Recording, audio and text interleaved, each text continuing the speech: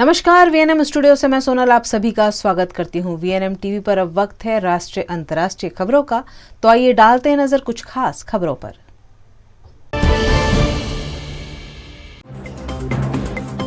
भावनगर पश्चिम बैठक पर जीतू वाघानी के सामने चुनौती, ग्रामीण के उम्मीदवार से करवाया प्रचार।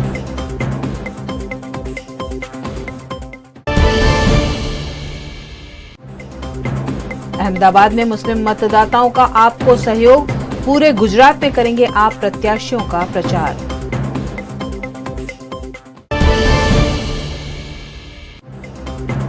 और वडोदरा में पुलिस और सरकारी कर्मचारियों का पोस्टल बैलेट से मतदान, चुनाव ड्यूटी के चलते पहले से किया मतदान। गुजरात के भावनगर पश्चिम की बैठक से चुनौतियों का सामना कर रहे जीतू वाघानी के सहयोग में पुरुषोत्तम सोलंकी ने चुनाव प्रचार किया।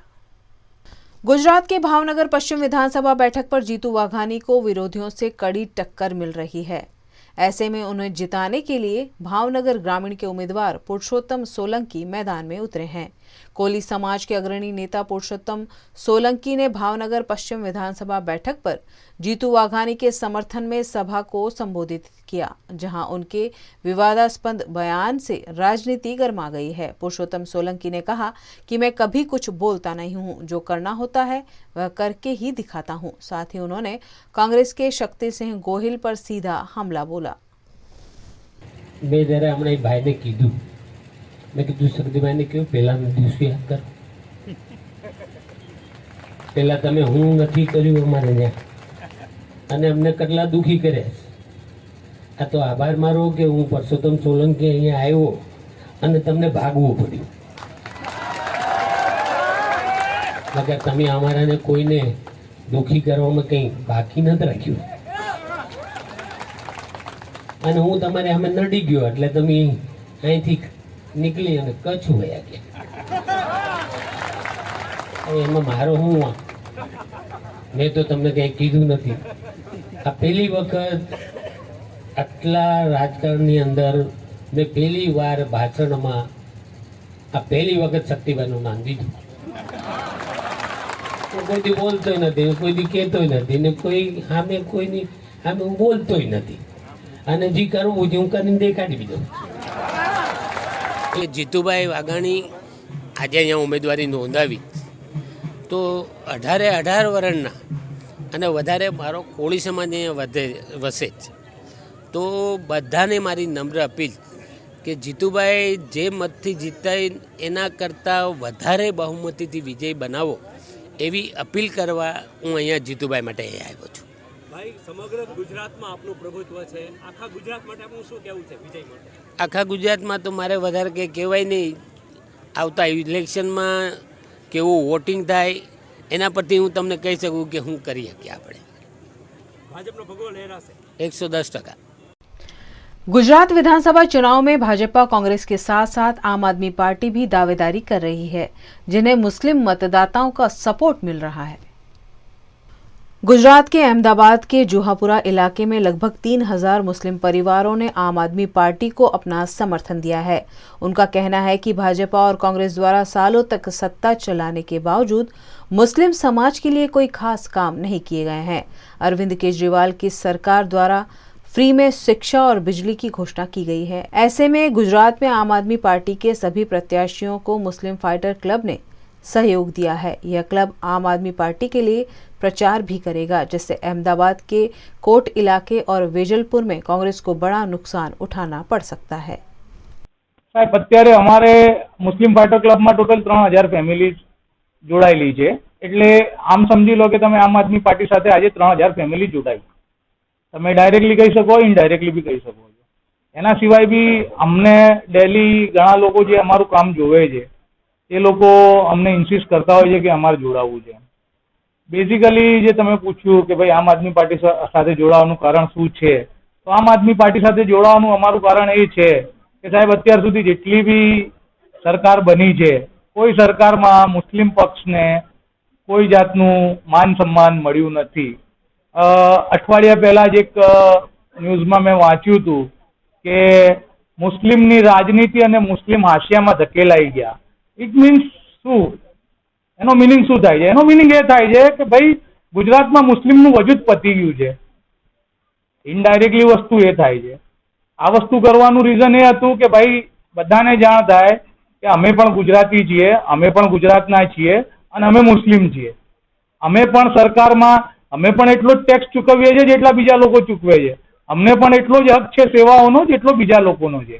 બીજા લોકોને મળતું હોય તો અમને પણ મળવું જોઈએ. આજે અમારા જુવાપુરામાં પાયાની સુવિધાઓ પણ નથી. એ વસ્તુ જગ જાહેર છે અને એવું નથી કે સરકાર એનાથી અજાણ છે, પણ અજાણ બની રહી છે. આ જ વસ્તુના કારણે અમે લોકો આમ આદમી પાર્ટીમાં જોડાઈએ છીએ, કેમ કે અમે જોયું છે કે જે પાયાની જરૂરિયાતો છે એ દિલ્હી સરકારે દિલ્હીમાં કઈ રીતે પ્રોવાઈડ કરી છે અને પંજાબમાં भी कई રીતે પ્રોવાઈડ અત્યારે કરી રહ્યા છે. गुजरात के वडोदरा शहर जिला की 10 विधानसभा बैठकों के लिए सरकारी कर्मचारियों ने बैलेट पेपर से मतदान किया। गुजरात में इन दिनों चुनावी माहौल है। 1 और 5 दिसंबर को 2 चरणों में चुनाव का आयोजन किया गया है, लेकिन चुनाव ड्यूटी में तैनात पुलिस और सरकारी कर्मचारी मतदान नहीं कर पाते हैं। ऐसे में पुलिस और सरकारी कर्मचारियों के लिए वडोदरा में आज पोस्टल बैलेट से मतदान कराया गया। प्रशासन द्वारा विशेष व्यवस्था के जरिए पोस्टल बैलेट से करीबन 3000 कर्मचारियों से वोट करवाया गया। इन सभी वोटों की गिनती 8 दिसंबर को सबसे पहले की जाएगी और इसके बाद ईवीएम मशीन के वोट गिने जाएंगे। विधानसभा चुनाव के अंदर पुलिस कर्मचारियों की जो एडवांस मतदान होता है उसकी वजह वही है कि जो पुलिस ड्यूटी पे जाते हैं वो मतदान से वंचित न रह जाए। इसके लिए लोकशाही को जीवंत रखने के लिए समग्र पुलिस अधिकारियों को मतदान करना जरूरी है। इसलिए आज रोज मतदान के लिए हम आए हुए हैं और मतदान किया है। वडोदरा के सरदार विनय मंदिर में सरकारी कर्मचारियों के मतदान का आयोजन किया गया। यहाँ भी पोस्टल बैलेट से सरकारी कर्मचारियों को वोट करवाया गया। અહીં 144 રાવપુરા વિધાનસભાના જે પોલિંગ સ્ટાફ છે અમારો સરકારી કર્મચારીઓ તેઓના માટે અહીંયા પોસ્ટલ બેલેટથી મતદાન માટેની સુવિધા સરદાર વિનય કેન્દ્ર ખાતે રાખેલ છે। સવારથી અહીંયા 15 જણા આવી ગયા છે અને કુલ 1054 અમારા પોસ્ટલ બેલેટથી મતદાન કરવાના છે। गुजरात के अमरेली के जाफराबाद में भारतीय जनता पार्टी का विजय विश्वास सम्मेलन संबोधित करने केंद्रीय गृह मंत्री अमित शाह जाफराबाद पहुंचे। गुजरात चुनाव के मद्देनजर भारतीय जनता पार्टी का विजय विश्वास सम्मेलन इन दिनों चुनाव प्रचार के लिए लगातार आयोजित किया जा रहा है। इसी के तहत राजूला, जाफराबाद, खांबा में भाजपा उम्मीदवार हीरा सोलंकी के समर्थन में विजय विश्वास सम्मेलन आयोजित किया गया। इस कार्यक्रम में कांग्रेस नेता और आहिर समाज के अग्रणी बाबूराम ने आहिर समाज के 1000 से ज्यादा लोगों के साथ भारतीय जनता पार्टी का खेस धारण किया। इस मौके पर केंद्रीय गृह मंत्री अमित शाह ने हीरा सोलंकी को जिताने के लिए वोट अपील करते हुए कांग्रेस पार्टी पर हमला बोला। गुजरात के वडोदरा शहर की 5 बैठकों से चुनाव लड़ रहे कांग्रेस के प्रत्याशियों के हक में अशोक गहलोत ने चुनाव प्रचार किया। गुजरात विधानसभा चुनाव में दावेदारी कर रहे वडोदरा के कांग्रेस प्रत्याशियों के प्रचार के लिए राजस्थान के मुख्यमंत्री अशोक गहलोत वडोदरा आए। वडोदरा कांग्रेस की ओर से दावेदारी कर रहे अमीर रावत, ऋत्विज जोशी, संजय पटेल, डॉक्टर तस्नीम सिंह और गुणवंत राय परमार के समर्थन में वोट करने की अशोक गहलोत ने अपील की। वडोदरा फतेहगंज मेन रोड पर सभा को संबोधित करते हुए अशोक गहलोत ने कहा कि ग्रामीण इलाके में तो लोग कांग्रेस को वोट करते ही हैं, इस बार शहर के मतदाता भी कांग्रेस को ही वोट करें। शहरी मतों के आधार पर ही भारतीय जनता पार्टी सरकार बनाती है, लेकिन शहरों में भी समस्याओं की कोई कमी नहीं है। इस मौके पर उन्होंने मोरबी दुर्घटना का जिक्र करते हुए कहा कि मोरबी दुर्घटना में हमने सरकार पर कोई आरोप नहीं लगाए हैं, लेकिन मामले में सरकार द्वारा जांच कराई जानी चाहिए। देश के प्रधानमंत्री नरेंद्र मोदी के बारे में अशोक गहलोत ने कहा कि पीएम मोदी जब विदेश जाते हैं तो उन्हें इसलिए सम्मान मिलता है क्योंकि वह गांधी के देश और राज्य से आते हैं। अभी मोरबी के अंदर मारे गए 135 लोग मारे गए। हमने कोई राजनीति नहीं करी, हमने खाली कहा सरकार के मुख्यमंत्री जी से आपको हाईकोर्ट के सिटिंग जज से इंक्वायरी बैठानी चाहिए, कमीशन बैठाएं, जिससे कि यह तक जाया जा सके भाई वास्तविक कारण क्या थे, लापरवाही कहाँ हुई थी जिसके कारण से वो पूरा ब्रिज गिर गया और 135 लोग मर गए। हमने कोई आरोप ही नहीं लगाया सरकार पर। मुझे बहुत अफसोस है कहते हुए वडोदरा के अंदर कि अब ये जांच बढ़ाने भी उनको तकलीफ हो रही है। और अखबार में आया कि 2 करोड़ रुपए खर्च होने के 12 लाख खर्च हुए सिनेमा पर। अंतर्राष्ट्रीय अहिंसा दिवस उनके 2 अक्टूबर को मनाता पूरे दुनिया के मुल्क मनाते हैं। ये डॉक्टर मनमोहन सिंह जी, सोनिया गांधी जी ने प्रस्ताव पास करवाया यूएन के अंदर सर्वसम्मति से, और पूरी दुनिया मनाती है 2 अक्टूबर को अहिंसा दिवस मनाती है। इतना बड़ा नाम गांधी का है। तो मैंने उनको कहा कि आपके सम्मान इसलिए हो जाएगा, आप गांधी के देश से आ रहे हैं। दूसरा, आप हिंदुस्तान से आए हो जहाँ पर लोकतंत्र 70 साल में मजबूत हुआ है, जड़ें मजबूत हुई उसकी। खबरें अभी और भी जिन्हें लगातार आप तक पहुंचाते रहेंगे, लेकिन छोटे से अंतराल के बाद बने रहिए हमारे साथ, देखते रहिए VNM न्यूज। भारत ले रहा है इलेक्ट्रिक अंगड़ाई। क्यों ना हम साथ चले, साथ चले, साथ बढ़े, साथ बढ़े, देश मेरे, देश मेरे। देश को ले जाए नई दिशा की ओर। आपका जॉय, भारत का जॉय। ધોરણ 12 પછી કેનેડામાં ઓછામાં ઓછા બજેટમાં કઈ રીતે સ્ટડી કરી શકાય એનું સંપૂર્ણ માર્ગદર્શન મેળવવા આજે જ વિઝિટ કરો કાનન ઇન્ટરનેશનલ, જ્યાં તમને મળશે IELTS, PTE, TOEFL, GRE અને સેટના કોચિંગ સાથે કોલેજ યુનિવર્સિટીના study options, facilities like mock test, SOP, EMI, education loan, visa filing અને pre departure everything under one roof. તો આજે જ આવો Kanan international at Trident complex, racecourse road, Vadodara. વડોદરાના ઘણા વિસ્તારો જેમ કે અકોટા, માંજલપુર, અલકાપુરી, મકરપુરા વગેરે વગેરે વિસ્તારોના લોકો ચિંતામાં છે। આ ચિંતાનું કારણ છે વડોદરાના લોકોમાં વધતી ઈર્ષા। જી હા, અને આ ઈર્ષાનો સ્ત્રોત છે તરસાલી એરિયામાં આવેલ રેઝિડેન્શિયલ પ્રોજેક્ટ દર્શનમ પ્લેસ। ઘણી બધી એમિનિટીઝથી ભરપૂર આ 2 અને 3 BHK પ્રોજેક્ટ બની ગયો છે નવા ઘર શોધવાવાળા લોકો માટે એક અનોખો અવસર। भारत ले रहा है इलेक्ट्रिक अंगड़ाई। क्यों ना हम साथ चले, साथ चले, साथ बढ़े, साथ बढ़े, देश मेरे, देश मेरे। देश को ले जाए नई दिशा की ओर। आपका जॉय, भारत का जॉय। गुजरात के वडोदरा की सयाजीगंज बैठक से दावेदारी कर रहे केयूर रोकड़िया ने छाणी इलाके में जनसंपर्क प्रचार रैली के जरिए चुनाव प्रचार किया। वडोदरा की सयाजीगंज बैठक से इस बार वडोदरा महानगर पालिका के मेयर केयूर रोकड़िया भारतीय जनता पार्टी की ओर से दावेदारी कर रहे हैं। केयूर रोकड़िया ने अपने समर्थकों के साथ छाणी इलाके में जनसंपर्क रैली का आयोजन किया। छाणी के जलाराम बापा मंदिर से रैली की शुरुआत की गई। तरुण नगर, सत्यनारायण सोसाइटी, फुलवाड़ी सर्कल, रेलवे कॉलोनी जैसे इलाकों में जनसंपर्क रैली के जरिए पहुंचकर केयूर रोकड़िया ने 142 सयाजीगंज विधानसभा में फिर एक बार भाजपा को बड़ी लीड से जिताने की अपील की। इस दौरान जगह जगह केयूर रोकड़िया का फूलमाला पहनाकर स्वागत भी किया गया।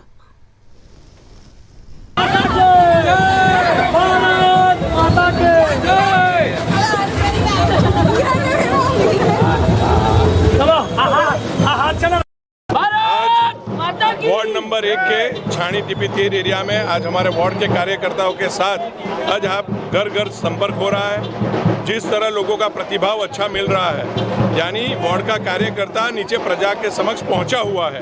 कोरोना का समय हो या पेज समिति बनाने की बात हो, कार्यकर्ता सीधे संपर्क में है जनमानस के, और उसके कारण हमें अभूतपूर्व प्रतिसाद मिल रहा है। ये एक पॉजिटिव साइन है भारतीय जनता पार्टी के लिए कि जिस तरह भारतीय जनता पार्टी ने विकास किया है इस पूरे एरिया का, पूरे शहर का, पूरे राज्य का, पूरे देश का, उस तरह सभी लोग भारतीय जनता पार्टी के साथ विश्वास से खड़े हैं। और भारतीय जनता पार्टी ने जो प्रॉमिस इन इलेक्शन में भी मैनिफेस्टो के जरिए किया है, वो हम सभी आने वाले समय में पूरी करेंगे। गुजरात के वडोदरा की सयाजीगंज बैठक से दावेदारी कर रही कांग्रेस प्रत्याशी अमी रावत को लोगों का खूब समर्थन मिल रहा है। गुजरात के वडोदरा शहर की सयाजीगंज बैठक इस बार काफी चर्चा में है। यहाँ भारतीय जनता पार्टी की ओर से वीएमसी के मेयर केयू रोकड़िया दावेदारी कर रहे हैं। वहीं कांग्रेस की ओर से कॉरपोरेशन की ही विपक्ष नेता अमीर रावत को मैदान में उतारा गया है। सयाजीगंज की बैठक पर दोनों प्रत्याशियों के बीच कांटे की टक्कर देखने को मिल रही है। अमीर रावत ने आज TP13 इलाके में घर घर जाकर मतदाताओं को उन्हें जिताने की अपील की। मीडिया से बातचीत में अमीर रावत ने कहा कि सयाजीगंज बैठक पर इस बार प्रो इनकम्बेंसी का माहौल देखने को मिल रहा है। ऐसे में उनकी जीत निश्चित है।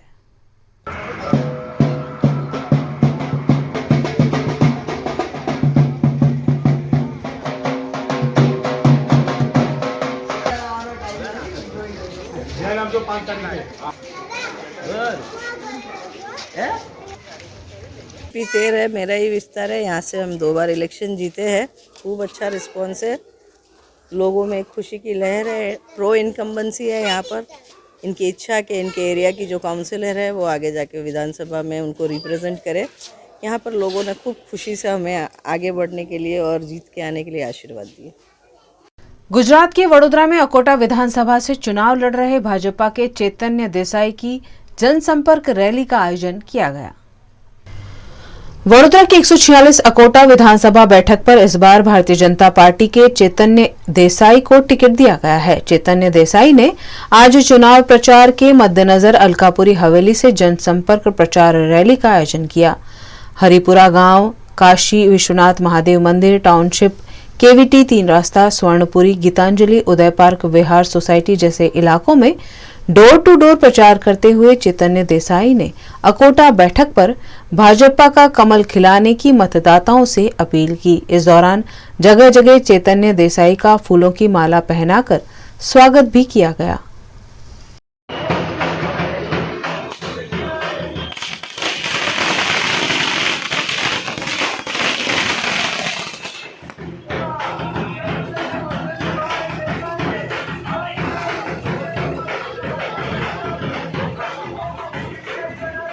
आज हमारी फेरनी है वार्ड नंबर 8 के कुछ बूथों में जो हमारे अकोटा विधानसभा में लगते हैं।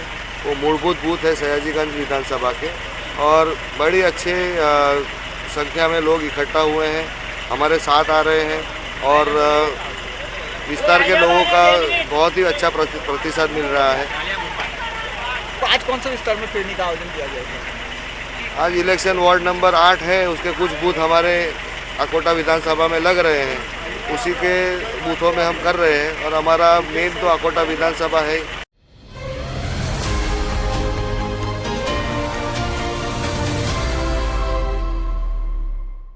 नमस्कार, मैं हूं मयूरिका और आप देख रहे हैं वीएनआम टीवी। किसका होगा गुजरात? 8 दिसंबर को परिणाम आएंगे, लेकिन परिणाम से पहले ही परिणामों पर लगातार चर्चा हो रही है। कौन चुनाव लड़ रहा है वो आपसे रूबरू हो रहे हैं, कौन सी पार्टी से लड़ रहे हैं वो भी हम आप तक पहुंचा रहे हैं।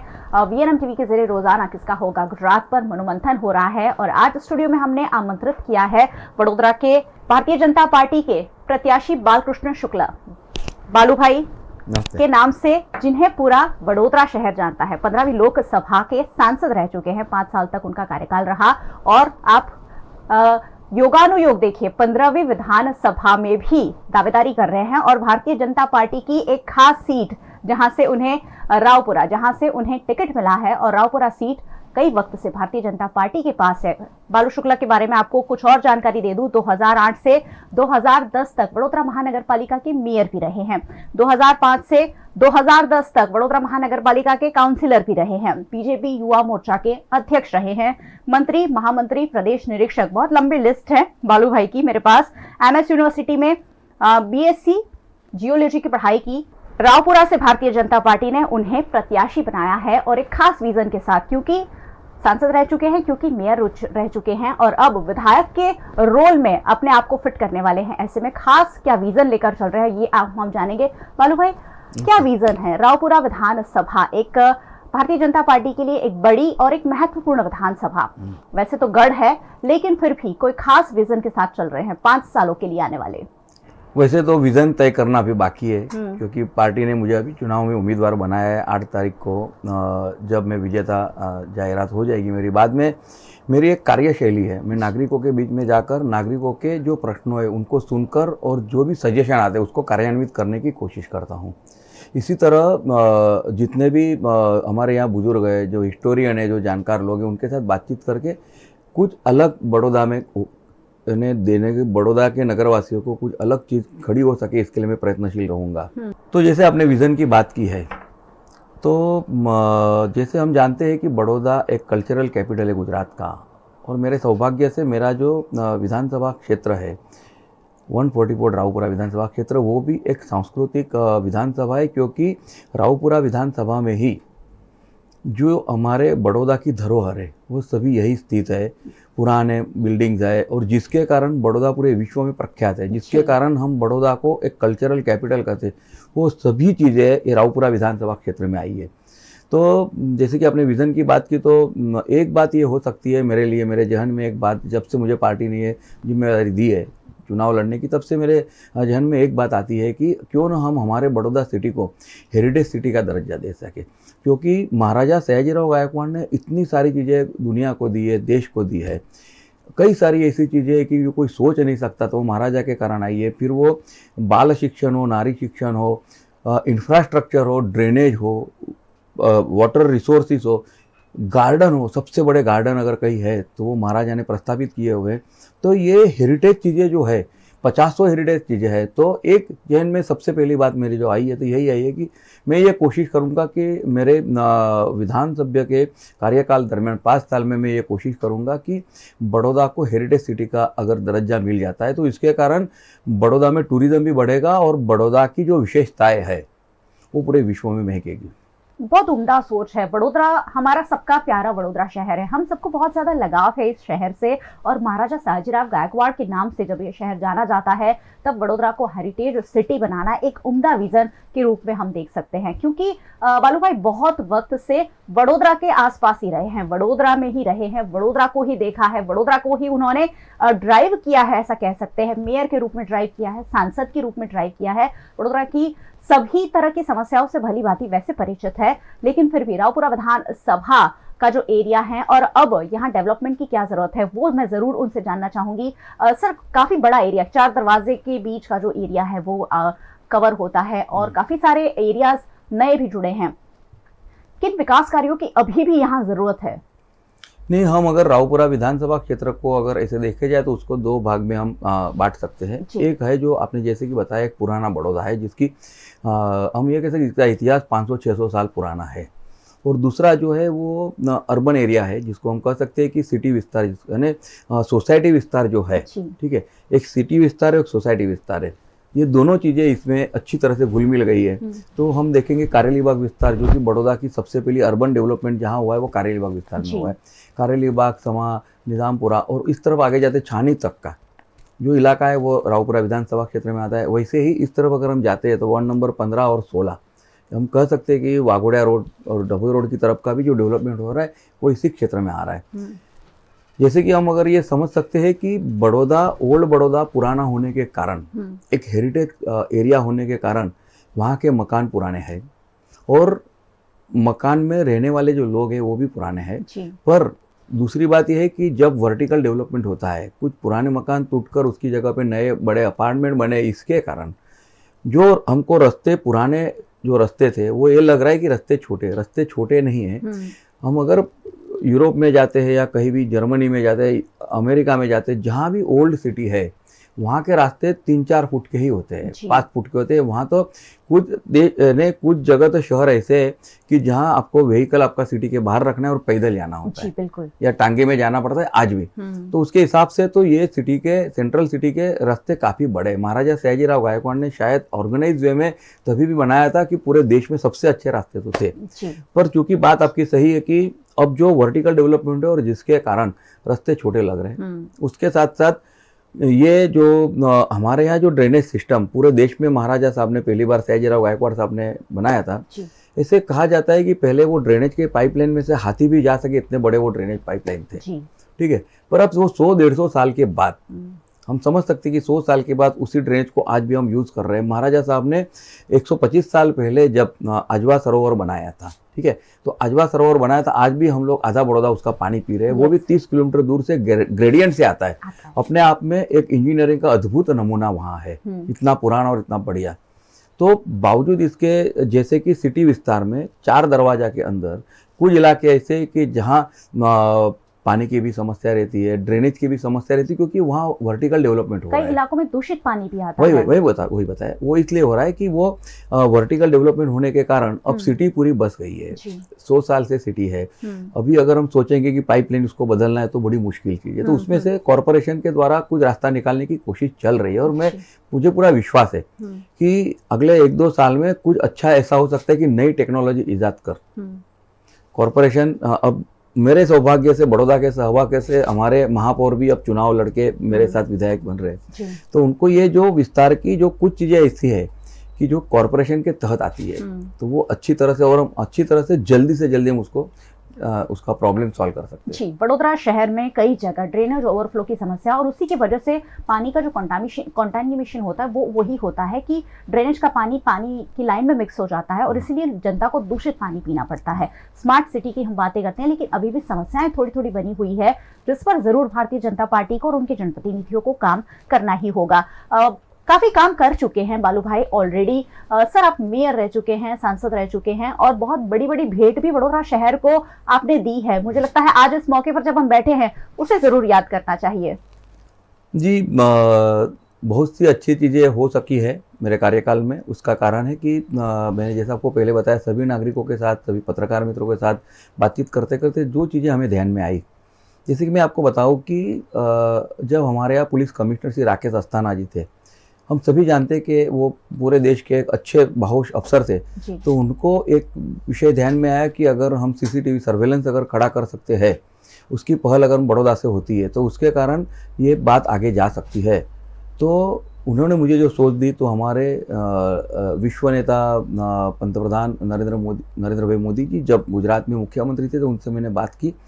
उन्होंने मुझे कहा कि नहीं, अच्छी चीज़ आप करना चाहिए। तो पहली बार पूरे देश में CCTV सर्वेलेंस जो है वो पूरे बड़ौदा में हुआ, और उसके बाद में मोदी जी ने पूरे गुजरात में किया। और जब 2014 के बाद पंतप्रधान होने के बाद, प्राइम मिनिस्टर होने के बाद, उन्हें पूरे देश में CCTV सर्वेलेंस किया। मुझे लगता है कि इंटरनल सिक्योरिटी इसका एक सबसे बड़ा अगर इशू, यार ऐसा कह सकते हैं कि एक पॉइंट ऐसा उसमें बड़ौदा ने पहल की, वो मेरे कार्यकाल में भी एक कर सका, इसके लिए मुझे खुशी है। उसके साथ साथ अगर हम कहें कि अर्बनाइजेशन में, जैसे कि ये आपने दूषित पानी की बात की, वैसे ही एक होता है कि पुरानी सोसाइटी हो जाती है, 20, 25, 30 साल पुरानी सोसाइटी हो जाती है। वहाँ रहने वाले जो लोग होते हैं, उसके अंदर की इंफ्रास्ट्रक्चर डेवलपमेंट जैसे रास्ते हैं, वो उसमें वो बिल्डर तो सोसाइटी दे के चले जाते हैं, मेंबर्स होते हैं, कभी कभी उनके पास कुछ असुविधा होती है।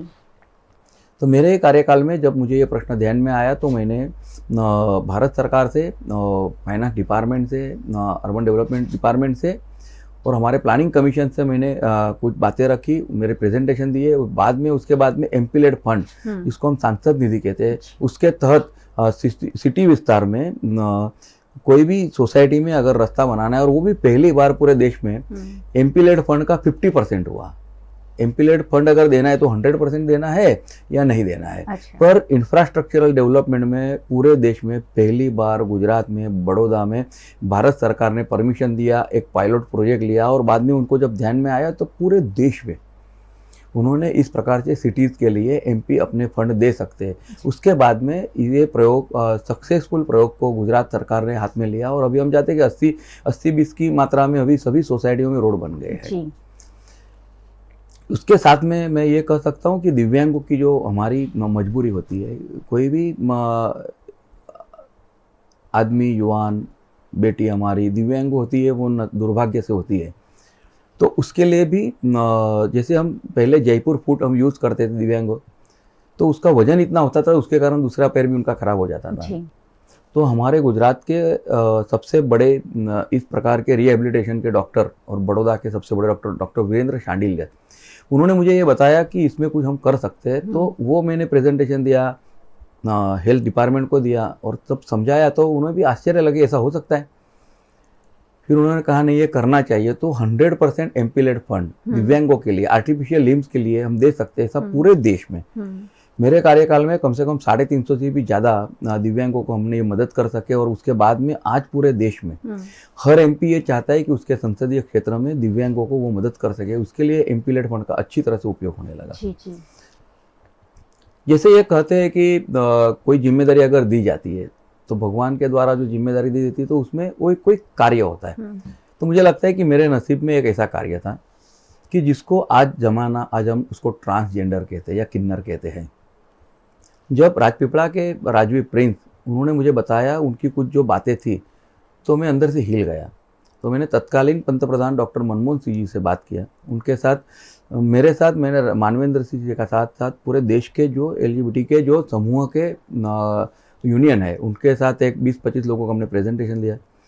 उन्होंने उस वक्त की तत्कालीन सामाजिक संरचना मंत्री कुमारी शैलजा थी, शैलजा मैडम को बताया कि आप समझिए क्या है। बावजूद उसके हम उनको जब मिले तो 1.5-2 घंटे तक उन्होंने हमारे से चर्चा की और हफ्ते भर में एक ऐसी मीटिंग बुलाई। तो वो मीटिंग में उन्होंने भारत सरकार के सभी सेक्रेटरीज को बुलाया था और इन सभी जो LGBT के जो सदस्य हैं उनको भी बुलाया था और बड़ी एक कॉन्फ्रेंस थी और उसमें बतौर सांसद सिर्फ मुझे बुलाया था। तो ये जो पूरा प्रेजेंटेशन उनके पास रखा गया, बाद में उन्होंने एश्योर किया कि नहीं इनमें आगे बढ़ना चाहिए। सबसे पहली बार पासपोर्ट पे मेल, फीमेल और अदर का आया। बाद में 2014 में नालसा कमीशन जब आया सुप्रीम कोर्ट ने, तब इनको एक वैधानिक अस्तित्व मिला। हमारे विश्व नेता प्रधानमंत्री जब मोदी जी 2014 में प्रधानमंत्री बने, सबसे पहले अगर उन्होंने इस क्षेत्र की जिम्मेदारी दी वो थावरचंद गहलोत हमारे वरिष्ठ शीर्षस्थ नेता है उनको दी और उन्होंने कहा कि इसके लिए कुछ करना चाहिए। तो बड़ौदा ये एक सौभाग्यशाली शहर हुआ कि इनके लिए एक शेल्टर होम, सबसे पहला शेल्टर होम पूरे देश में बड़ौदा में शुरू हुआ। और आज हम देख रहे हैं कि आज थर्ड जेंडर को मतदान का अधिकार मिला है, आधार में उनका आ गया है, साथ में रेशन कार्ड में आ गया है, हर जगह पे पासपोर्ट पे आ गया है। आज गवर्नमेंट के जॉब जहाँ होते हैं, पहले ये हुआ करता था कि या महिला अप्लाई कर सकती है या पुरुष अप्लाई कर सकते हैं। अब उसमें नया आया है कि महिला, पुरुष और अदर भी अप्लाई कर सकते हैं। तो ये मुझे लगता है कि मेरे जीवन की एक सबसे महत्वपूर्ण अगर कोई मेरा योगदान हो सकता है पूरे भारत के लिए, क्योंकि ये अगर छोटा सा भी ये समूह है पर वो समाज का अभिन्न अंग है। और उनको जो तकलीफ है उनका ये जो हम कह सकते हैं कि ये एक कुदरत का करिश्मा है और हमें हमें समाज को उनको अपनाना चाहिए। और उस क्षेत्र में मुझे लगता है कि मेरे बतौर सांसद मुझे लगता है कि ये एक काम भगवान ने मेरे से ऐसा कराया है कि जिसके लिए उन्होंने कहा कि चलो आप आगे बढ़ो। दूसरे मेरे लिए इसलिए मानवेंद्र सिंह गोहिल आपको बिल्कुल समर्थन देने बड़ोदरा पहुंचे और उन्होंने बहुत खुशी खुशी आपको शुभकामनाएं दी। और मेरे लिए मेरे जीवन में और सबसे बड़ी महत्वपूर्ण बात यह है कि जब मैंने तत्कालीन मुख्यमंत्री माननीय नरेंद्र भाई मोदी जी को विनती की कि प्लीज़ आप बड़ौदा से चुनाव लड़िए, तो यह है कि मैं जब छोटा बच्चा था और नरेंद्र भाई जब यहाँ प्रचारक के तरह काम कर रहे थे, ये उनकी कर्मभूमि, प्रचारक की हैसियत से जब बड़ौदा आए थे, शुरुआत की कार्यकाल और बहुत सालों तक वो बड़ौदा रहे, तो मैं भी किसी शाखा में छोटा बच्चा था और शाखा का कार्यवाह रहा। तो तभी से एक आत्मीय भाव था और जब मैंने उनको विनती की तो उन्होंने वो स्वीकृत कर ली, क्योंकि बड़ौदा उनकी कर्मभूमि है, संस्कारी नगरी बड़ौदा ये पूरे देश में अलग है। तो मोदी जी ने बड़ौदा से चुनाव लड़कर बड़ौदा को एक विश्व गरिमा के स्तर पर ले गए, तो ये मेरे लिए बड़ी सौभाग्य की बात है। आपने लोकसभा की सीट जो उनके लिए खाली की थी, शायद इसी का उपकार था, वो उन्होंने उतार दिया। नहीं, बार ऐसा नहीं मेरे लिए, सिर्फ मेरे लिए नहीं, राजकारण में किसी भी कार्यकर्ता के लिए और देश के पंतप्रधान और वो भी अगर नरेंद्र मोदी जी है तो उनके लिए कुछ करना है तो ये कार्यकर्ता की सबसे बड़ी जिम्मेदारी है। मेरे लिए सौभाग्य की बात है कि उन्होंने कहा कि चलो मैं बड़ौदा आता हूँ। अदरवाइज देश के सभी सांसदों ने इच्छा व्यक्त की थी, सभी सांसदों ने उनको विनती की थी सर आप हमारे यहाँ से चुनाव लड़िए। तो और भारतीय जनता पार्टी में हम कहते हैं कि पार्टी विद डिफरेंस, हमारे पार्टी के कार्यकर्ताओं में, नेताओं में जो फ़र्क है तो यही है, अलग दूसरी पार्टियों से अलग यही है कि पार्टी द्वारा जो जिम्मेदारी दी जाती है उसमें हम खुश रहते हैं और अच्छी तरह से काम करते हैं। जी, बड़ोदरा से प्रधानमंत्री जी का वैसे भी एक खास कनेक्शन है। जब भी यहाँ आते हैं, जब भी भाषण करते हैं, बहुत दिल से भाषण करते हैं और पिछले कुछ महीनों में 3 बार बड़ोदरा आ चुके हैं और लगातार बड़ोदरा की जनता से रूबरू हो रहे हैं। खिलाड़ियों की बात भी मैं करना चाहूंगी, दिव्यांगों की हो गई, ट्रांसजेंडर की हो गई, बहुत सारे लोगों को बहुत कुछ मिला। और खिलाड़ियों की भी बात, क्योंकि स्पोर्ट्स कॉम्प्लेक्स की भी कहीं ना कहीं नींव आपके द्वारा रखी गई थी। ये मुझे लगता है कि अपने आप में बड़ौदा शहर के लिए सबसे बड़ी उपलब्धि हो सकती है कि यूथ के लिए, युवाओं के लिए, जब मुझे याद है मेजर ध्यानचंद जी का जन्मदिन था, हम सुबह थे, हमारे यहाँ से ऑल इंडिया से लेवल से एथलेटिक्स में सेक्रेटरी लक्ष्मण करंगावकर जी गए थे और एडी व्यास साहब जिन्होंने खेल में बहुत ज़्यादा योगदान दिया है, जिन्होंने हम कह सकते हैं कि मूक बधिर के न्यूज़ एंकरिंग में पहली बार देश में उन्होंने जब तत्कालीन पंतप्रधान इंदिरा गांधी जी से बात करके एक समाचार की एक नई दिशा दी थी, आयाम दिए थे, तो उन्हीं के साथ चर्चा करते हुए ध्यान में आया कि बड़ौदा में युवाओं के लिए, खेलकूद के लिए ऐसी जगह बनानी चाहिए कि जिसमें मॉडर्न सब एम्यूनिटीज़ हो। तो पहली बार मुझे लगता है कि पूरे देश में पहली बार किसी एक शहर में एक साथ इंडोर आउटडोर 2 स्पोर्ट्स कॉम्प्लेक्स बने और अब देख रहे हैं कि बड़ौदा के युवाओं के लिए सभी प्रकार के खेल उसमें है। तो ये अपने आप में बड़ौदा शहर के लिए सबसे बड़ा योगदान हो सकता है। चीपा घोड़िया और मांजलपुर दोनों ही अद्भुत स्पोर्ट्स कॉम्प्लेक्स तैयार हुए हैं और आज भी हजारों खिलाड़ी वहां खेल रहे हैं। और वीएनएम टीवी के एडी व्यास सर जो हमेशा हमारे दिलों में है, बड़ोदरा शहर के दिलों में है, और उनका और वालू भाई का मिलकर ये जो योगदान रहा, बड़ोदरा शहर हमेशा आभारी हैं आप दोनों का ही। नहीं, एडी व्यास सर सिर्फ वीएनएम के परिवार के नहीं थे, वो पूरे बड़ौदा के परिवार के थे। जी बिल्कुल। और बड़ौदा के सीनियर मोस्ट स्पोर्ट्स रिलेटेड और ऐसा कह सकते कि पत्रकार की हैसियत से और समाज सेवा उन्होंने जो की वो अलग किस्म की थी। जी बिल्कुल।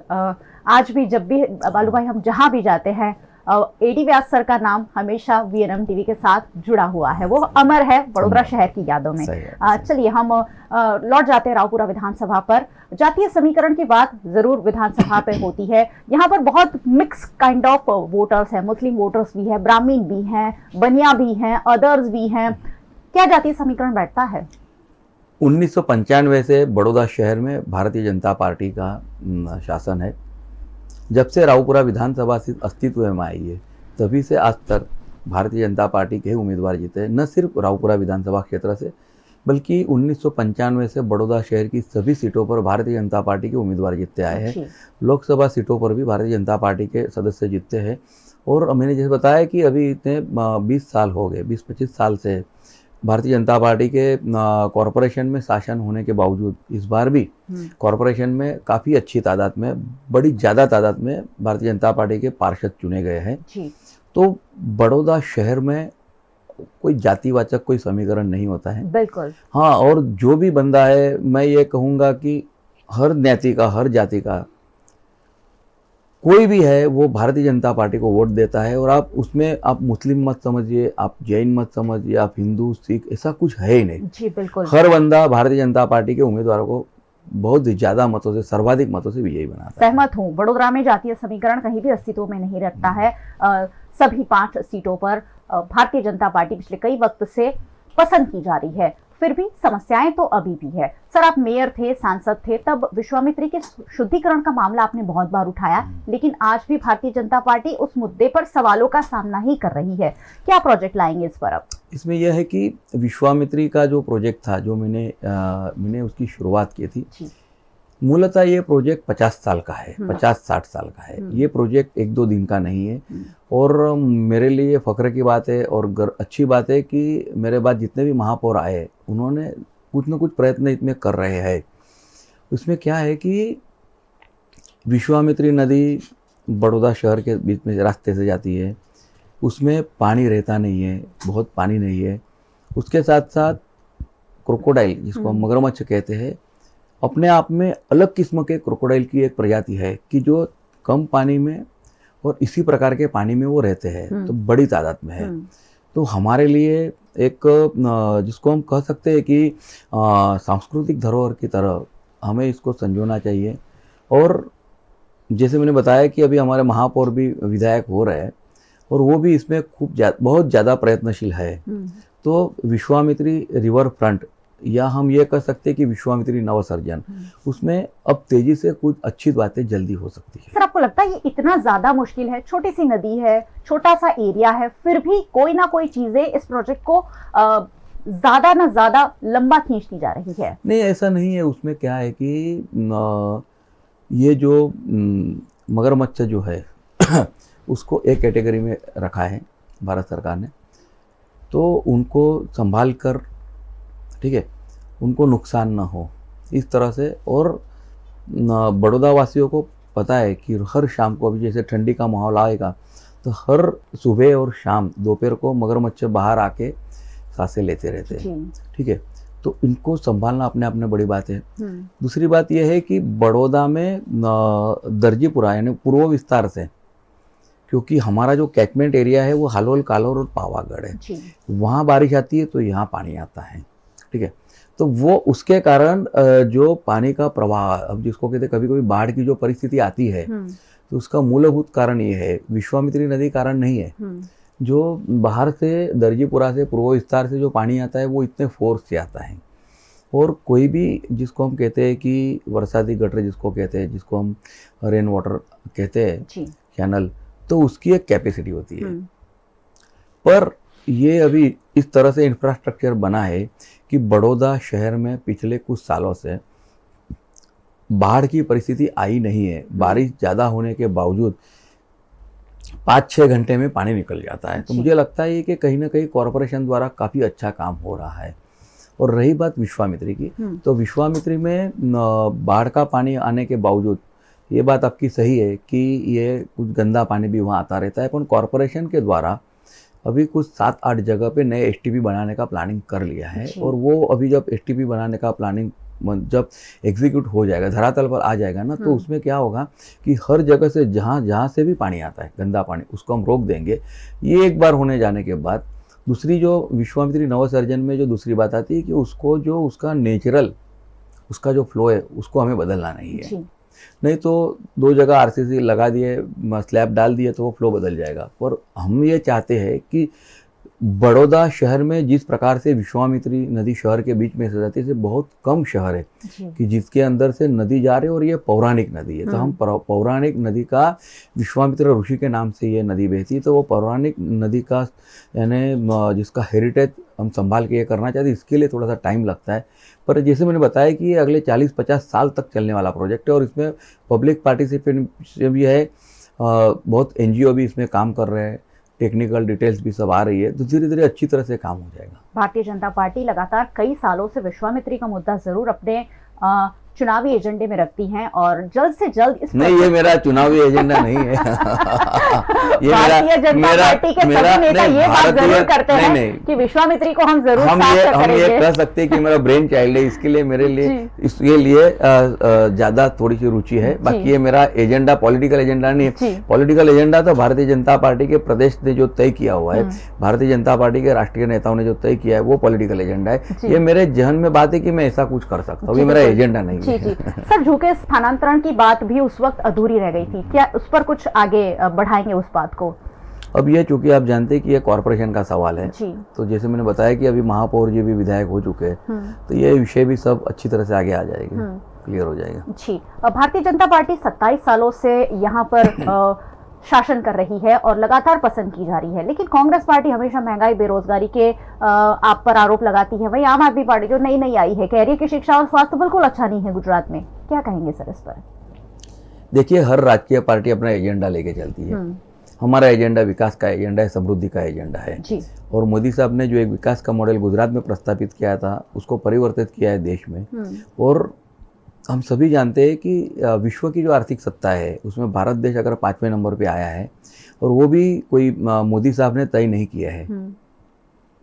इंटरनेशनल मॉनेटरी फंड, और यूएनए ने जिन जिन लोग इसमें आते हैं उन लोगों ने कहा कि भारतीय अर्थव्यवस्था अगर 5वें स्थान पर आई है तो इसका मतलब है समृद्धि तो है, और ये लोग स्वीकार करते हैं। राजकीय पार्टी का खुद का अपना एजेंडा हो सकता है, उसमें मुझे उनके एजेंडा के साथ मुझे कोई सरोकार नहीं है। भारतीय जनता पार्टी का जो एजेंडा है, विकास का जो एजेंडा है, उसके साथ मुझे सरोकार है। जी, सक्रिय राजनीति से सर थोड़े से वक्त से आप दूर थे, मेयर और सांसद रहने के बाद आप थोड़े से कम दिखाई पड़ रहे थे वडोदरा शहर में, लेकिन अब विधायक बनकर फिर लोगों के सामने जा रहे हैं, कैसा प्रतिसाद मिल रहा है? नहीं, सक्रिय राजकारण से मैं दूर था, पर हम ये कह सकते हैं कि यस, ये हो सकता है कि मैं इलेक्टोरल पॉलिटिक्स से दूर था, पर चूंकि 2014 के बाद मैं भारत सरकार की एकमात्र ट्रेडिंग कंपनी है जो पूरे विश्व में फेमस है, एमएमटीसी का मैं डायरेक्टर हुआ करता था, नेशनल डायरेक्टर।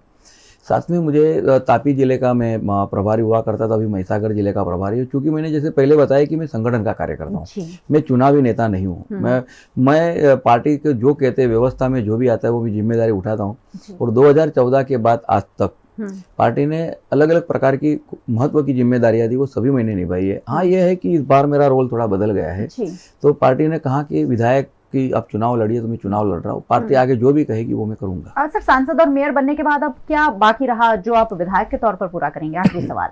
जिस तरह से मैंने मेरे मेयरशिप में जो काम किए, मैंने 10 गोल्डन गोल तय किए और उसी प्रकार में उसके ऊपर काम करके मेरे सौभाग्य से वो 10 गोल्डन गोल मैंने उस टाइम भी लिखा था। मेरे गोल्डन गोल में था, मेरा विजन था कि मैं विश्वामित्री नवसर्जन की शुरुआत करूंगा। मैंने ये नहीं कहा था कि मैं पूरी करूंगा।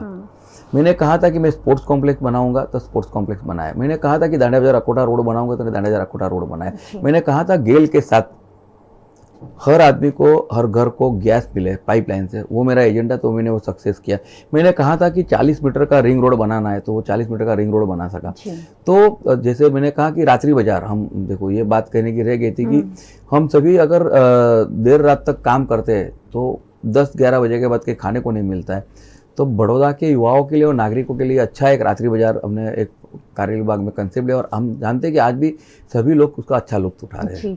तो एजेंडा मेरा अभी विधायक की बतौर में विधायक कोई मेरा एजेंडा अभी है ही नहीं। पार्टी जो कहेगी वो मैं करूंगा, पर उसके साथ साथ आपके माध्यम से मैं सभी नगरवासियों को भी बताता हूं कि आपके अगर जहन में कुछ बातें हैं, आप अगर समझते कि बड़ौदा को और अच्छा करना है और आगे ले जाना है, तो क्या करना चाहिए, तो आप कृपया मुझे बताइए, तो उस दिशा में मैं आगे बढ़ूंगा। चलिए, काफी सारी बात हुई रावपुरा विधानसभा के बारे में, वहाँ की समस्याओं के बारे में, वहाँ क्या काम हुए हैं, क्या काम हो सकते हैं, और साथ ही रावपुरा विधानसभा से चुनाव लड़ रहे हैं बालकृष्ण शुक्ला, उनके बारे में भी काफी सारी बात हुई, उनके अचीवमेंट्स वडोदरा शहर वैसे ही जानता है। बालू भाई, बहुत बहुत शुक्रिया हमारे साथ बातचीत के लिए, और बहुत बहुत शुक्रिया आप सबका हमारे साथ जुड़ने के लिए। ये थे रावपुरा विधानसभा के प्रत्याशी, भारतीय जनता पार्टी की ओर से चुनाव लड़ रहे हैं, और रावपुरा भी वैसे भारतीय जनता पार्टी का गढ़ ही माना जाता है। ऐसे में 8 दिसंबर को क्या परिणाम आएगा उस पर तो नजर रहेगी ही। वीएनएम को आप यूट्यूब चैनल पर देखते हैं, देखते जरूर रहना है। अगर सब्सक्राइब नहीं किया है फौरन कर लीजिए। फेसबुक पर देख रहे हैं, शेयर जरूर कीजिए, क्योंकि ये वही बातें हैं जो वडोदरा के हर नागरिक तक पहुंचनी चाहिए, क्योंकि वोट आखिरकार आपको करना है। आप हमें डेली हंट, वोडाफोन टीवी, जियो टीवी पर, हमेशा ओटीटी प्लेटफॉर्म्स पर लाइव 24 घंटे लगातार देख सकते हैं। और इसलिए मैं रोज कहती हूँ, देखते रहिए वीएनएम, जुड़े रहिए वीएनएम के साथ। नमस्कार।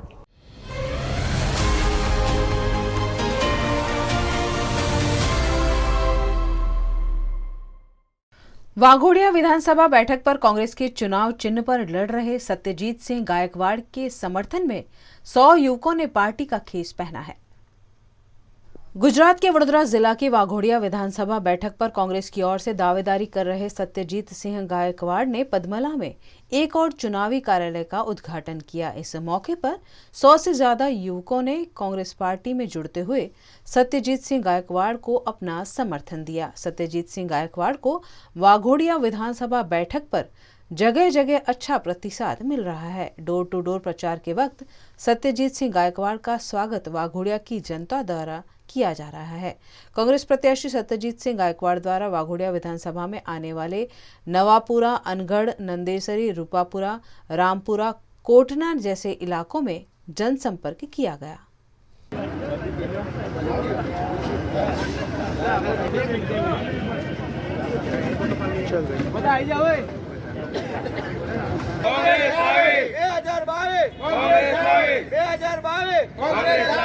પદમલા મુકામે 136 વાઘોડિયા વિધાનસભા વિસ્તારના ઓફિસનું ઉદ્ઘાટન કર્યું. મોટી સંખ્યામાં પદમલાના રહીશો જોડાયા. એની સાથે સાથે યુવકો પણ મોટી સંખ્યામાં જોડાયા. એ લોકો 100-150 યુવકો પહેલાં ભાજપમાં હતા. એ લોકોએ બેરોજગારીના ત્રાસથી કંટાળીને ભાજપ છોડીને આ વખતે કોંગ્રેસ જોઈન કરી એટલે કોંગ્રેસનો ઉમેદવારને જીતાડવાની એમને શપથ લીધી છે. મોટી સંખ્યામાં ત્યાં અમારા પૂર્વ પ્રમુખ એવા મંગલસિંહભાઈ પરમાર એમના સ્મરણાર્થે ત્યાં બનેલી એમનું જે એક મંદિર છે જોગણી માતાના મંદિરમાં અમે સૌ ત્યાં ઓફિસનું ઉદ્ઘાટન કરીને ભેગા થયા હતા. ત્યાર પછી આજ રોજ અમે સૌ અનગઢ, ધનોરા, નંદેશ્વરી અને એમના પેટાપરામાં રડિયાપુરા, દમાપુરા આ બધા પેટાપરામાં આજે ચાલતા ચાલતા ફરીને દરેક મતદારના ઘરે જઈને હવે મતદારને મળ્યા છે. અને એક જ સૂર છે કે બસ હવે બહુ થઈ ગયું, અમને પરિવર્તન ચાહીએ છે. કારણ કે મોંઘવારીથી લોકો ખૂબ ત્રસ્ત, યુવકો બેરોજગારીથી ત્રસ્ત છે. ગયા 1.5 વર્ષમાં 6,500 યુવકોએ બેરોજગારીના કારણે ગુજરાતમાં આત્મહત્યા કરી દીધી. ઇન્ડસ્ટ્રીમાં રિફાઇનરી, IPCL, GSFC જેવી મોટી કરોડો અબજો રૂપિયાના પ્રોજેક્ટ આ વિસ્તારમાં હોવા છતાં આજે અનગઢના પેટાપરા, નવાપુરામાં બહેનોના ઘરે પીવાનું પાણી નથી. ત્યાં કોઈ ઇંગ્લિશ મીડિયમ સ્કૂલ નથી. રસ્તા તો એટલા ખરાબ છે કે આપણે વિચાર જ ન કરી શકીએ કે 30 વર્ષનો સતત શાસન હોવાના કારણે આધુનિક ભારતની વાત અને ગુજરાત મોડલની વાત કરતાને જો હોય તો મીડિયા અને તમામ જનતા આઈન કાંઠા વિસ્તાર જોવો પડે. જો કાંઠા વિસ્તાર જો કે જે ઇન્ડસ્ટ્રીયલ બેલ્ટથી ભરેલો કાંઠા વિસ્તારમાં જો રસ્તાની, પીવાના પાણીની, શિક્ષણની આવી દુર્દશા છે તો મને વિશ્વાસ છે લોકો આ વખતે 136 વાઘોડિયા વિધાનસભા વિસ્તારમાંથી ભાજપને બાય કરી કોંગ્રેસના પંજાના 3 નંબરનું બટન પર સિક્કો મારી વિજય बनावશે એવો મને दृढ़ विश्वास। गुजरात के वडोदरा की रावपुरा विधानसभा सीट से दावेदारी कर रहे बालकृष्ण शुक्ल के समर्थन में कैबिनेट मंत्री राजेंद्र त्रिवेदी और डिप्टी मेयर नंदा जोशी ने भी प्रचार किया। गुजरात के वडोदरा शहर की रावपुरा विधानसभा बैठक पिछले 2 बार से राजेंद्र त्रिवेदी जीत रहे हैं। इस बार इस सीट पर भारतीय जनता पार्टी के बालकृष्ण शुक्ल को टिकट दिया गया है। वडोदरा की और भारतीय जनता पार्टी की राजनीति का पुराना चेहरा माने जाते बालकृष्ण शुक्ल इन दिनों जोरों शोरों से चुनाव प्रचार में जुटे हुए हैं। आज उन्होंने वडोदरा के वाड़ी, बरानपुरा समेत कई इलाकों में चुनाव प्रचार किया। इस दौरान उनके साथ गुजरात के कैबिनेट मंत्री और रावपुरा विधानसभा के विधायक राजेंद्र त्रिवेदी और नगरपालिका के डिप्टी मेयर नंदा जोशी समेत के भाजपा के नेता और कार्यकर्ता उपस्थित रहे। सभी ने घर घर जाकर प्रचार करते हुए भारतीय जनता पार्टी का कमल रावपुरा में फिर एक बार खिलाने की अपील की।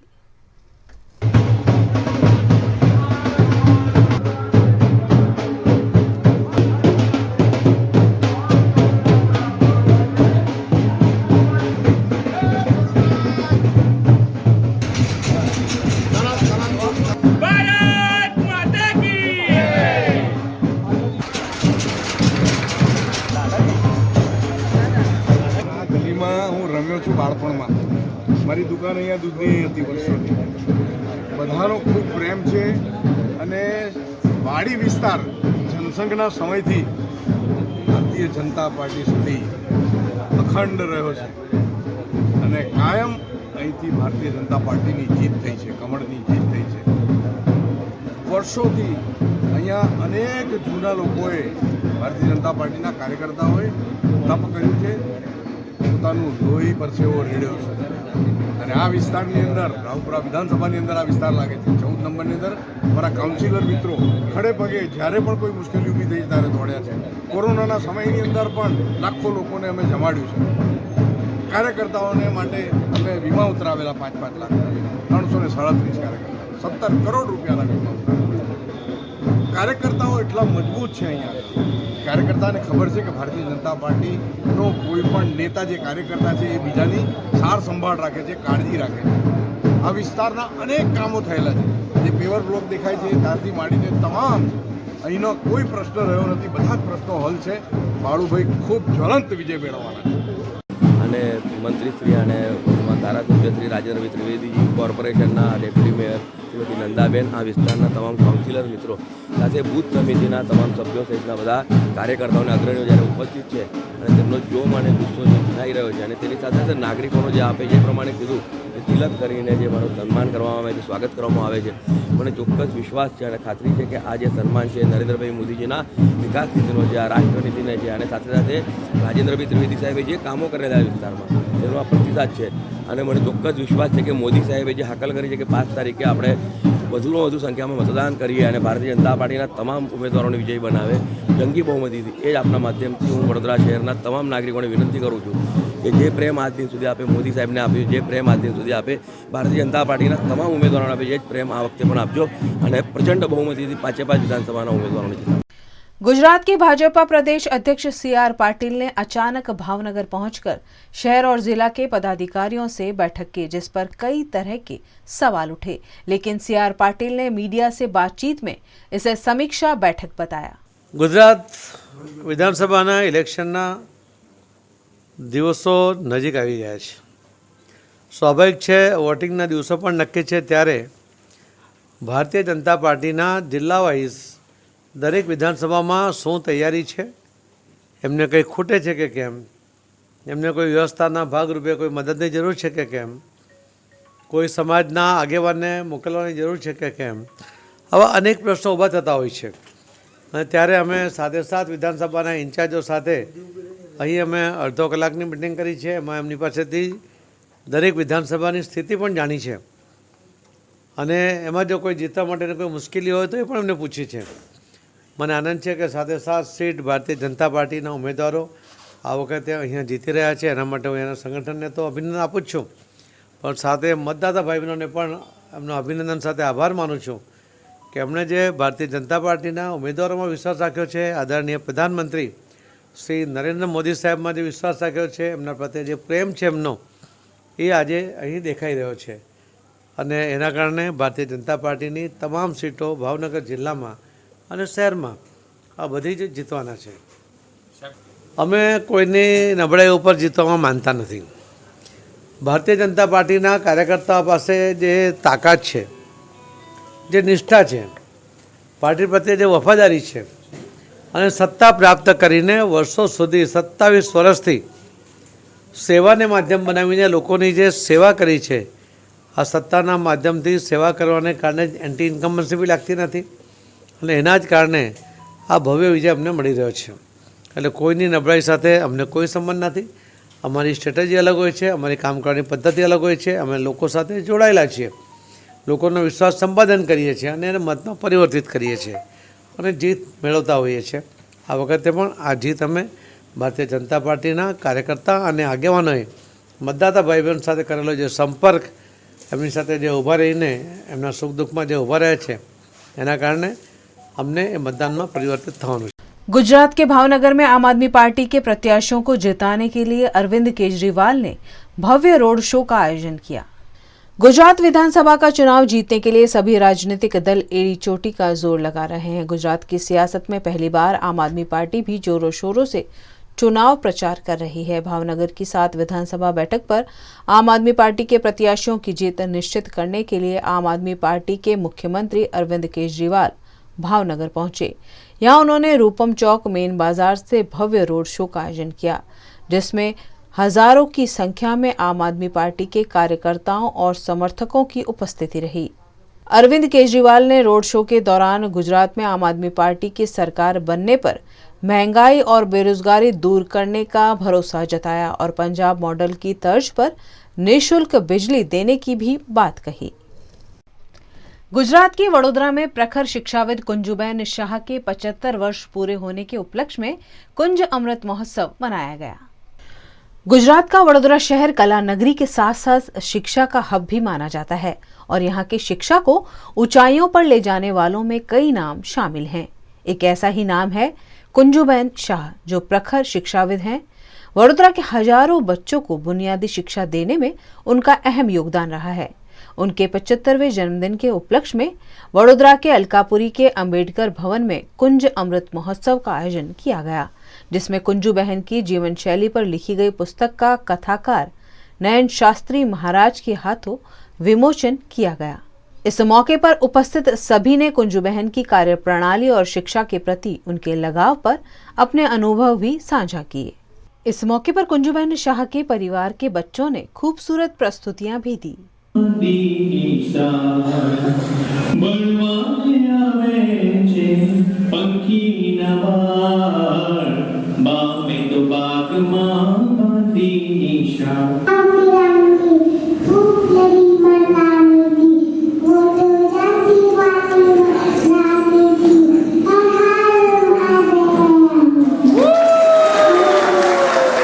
आज हिंद माता बहन के अमृत पर्व पर 75 वर्ष के जन्मदिन के उपलक्ष्य के अंदर उनका सम्मान समारोह हुआ।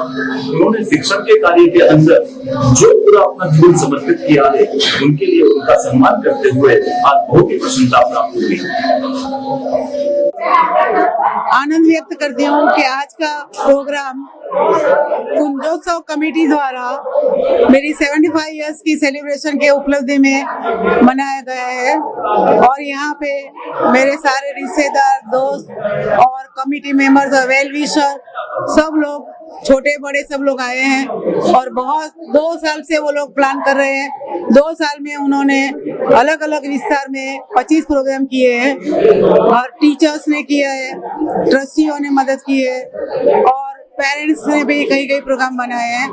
ये सारी कुंजोत्सव टीम कोरोना काल में भी 3 साल तक ये प्रोग्राम करते रहे और आज ये प्रोग्राम की पूर्णाहुति की है। आज एक्चुअली मुझे 77 इयर्स खत्म होता है पर आज सेलिब्रेशन हुआ 75 साल का, क्योंकि 19 में 75 साल शुरू हुआ, 20 में खत्म हुआ, पर कोरोना काल दरमियान कंटिन्यूस प्रोग्राम होते रहे और आज इसकी पूर्णाहुति की है। मैं इन सब के लिए मेरा आनंद व्यक्त कर।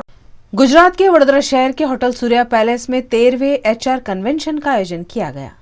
आगामी समय में HR और इंडस्ट्री में होने वाले संभावित नए बदलावों को लेकर गुजरात एम्प्लॉयर ऑर्गेनाइजेशन द्वारा 13वां कन्वेंशन वडोदरा की होटल सूर्या पैलेस में आयोजित किया गया। Decoding HR the $1 trillion economy theme पर इस कन्वेंशन का आयोजन किया गया, जिसमें डिजिटल टेक्नोलॉजी और कंपनी या उद्योगों में इसका किस प्रकार से उपयोग किया जाए इस पर चर्चा की गई और मार्गदर्शन दिया गया। इस कार्यक्रम में आइडक्स, GACL, सिलॉक्स, यूनिवर्सल मेडिकैम्प लिमिटेड और अन्य कंपनियों के HR मौजूद थे। GPSC के पूर्व अध्यक्ष डॉक्टर दिनेश दासा विशेष अतिथि के रूप में यहाँ पर मौजूद थे। उन्होंने अपने अनुभव सबके समक्ष रखे। इस अवसर पर GEO के अध्यक्ष भाविक खेरा, मुख्य संयोजक सुरेंद्र राठौड़ मौजूद थे। GEO 40 वर्ष पुरानी संस्था है जो यहाँ पे हम लोग HR के बारे में बात करते हैं और HR के टॉपिक्स लेके हम लोग आते हैं HR फ्रेटर्निटी के लिए और आम बाकी जो इंडस्ट्री है उनके लिए। सो हमारा ये रहता है कि हम हमेशा ऐसी विषय पे चर्चा करते हैं जो उस समय का कोई हॉट टॉपिक रहता है। आजकल आपको पता है कि पुश सरकार की तरफ से है जो हम एक 5 ट्रिलियन की इकॉनमी करने को जा रहे हैं, तो उसके लिए हम को क्या करने की ज़रूरत है, कैसे करना है, वो कैसे कर सकते हैं, लोगों से ही होगा। तो वो लोगों के लिए क्या करने की ज़रूरत है, ऐसे टॉपिक पे हम लोग ने आज ये रखा है विषय। हमारे यहाँ पे आए हैं सारे इंडिया के अक्रॉस इंडिया से स्पीकर्स आए हैं जो इस बारे में हमको जानकारी देंगे। गुजरात एम्प्लॉयर्स ऑर्गेनाइजेशन का 13वां कन्वेंशन है ऑन HR। HR का एक कन्वेंशन का थीम है कि how HR can be prepared for the future. Future के लिए HR का रोल कैसा रहेगा, कैसे करके वो सोसाइटी एंड द इंडस्ट्री कैसे इम्पैक्ट करेंगे, उसके लिए थीम बनाया गया है कि हम डिस्कस करने वाले point how engagement, employ engagement impact to the work place. उस वैसे ही कैसे happiness at the work place productivity को बढ़ाता है, एंगेजमेंट को बढ़ाता है। हम लोगों ने पूरे देश में से HR फील्ड के एक्सपर्ट्स को बुलाए हैं। कहीं उसका प्रेजेंटेशन है, कहीं डिस्कशन है, कहीं विचार विमर्श है, कहीं क्वेश्चन टेकिंग है। ऐसे करके इसको एक कन्वेंशन को बहुत ही हमने इंटरैक्टिव बनाया है। एंड मुझे लगता है as a HR convention chairman, एक कन्वेंशन से हमारी बड़ौदा की HR ग्रुप्स को, हमारी इंडस्ट्रीज़ को काफ़ी फ़ायदा होगा। गुजरात के वडोदरा की रावपुरा विधानसभा से दावेदारी कर रहे कांग्रेस प्रत्याशी संजय पटेल को इस सीट पर जीत की उम्मीद है। वडोदरा की रावपुरा विधानसभा में कांग्रेस के संजय पटेल को टिकट दिया गया है। संजय पटेल इन दिनों अपने चुनाव प्रचार में जुटे हुए हैं। वार्ड नंबर 14 में चौखंडी, बरानपुरा जैसे इलाकों में संजय पटेल ने कांग्रेस नेता अमित गोटीकर समेत के नेता और कार्यकर्ताओं की उपस्थिति में डोर टू डोर प्रचार कर परिवर्तन स्वरूप कांग्रेस को वोट करने की अपील की।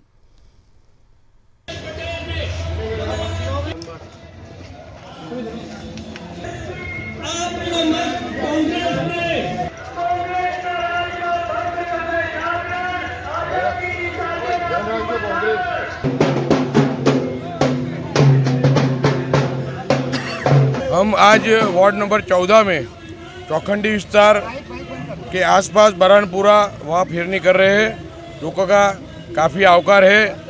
लोग इस बार कांग्रेस की फेवर में ही मतदान करेंगे, ऐसा उन्होंने हमें आश्वासन दिया है। वडोदरा की डभोई विधानसभा से दावेदारी कर रहे भाजपा के प्रत्याशी शैलेश मेहता के जन्मदिन पर कांग्रेस, पास और आप के कार्यकर्ता भाजपा से जुड़े हैं।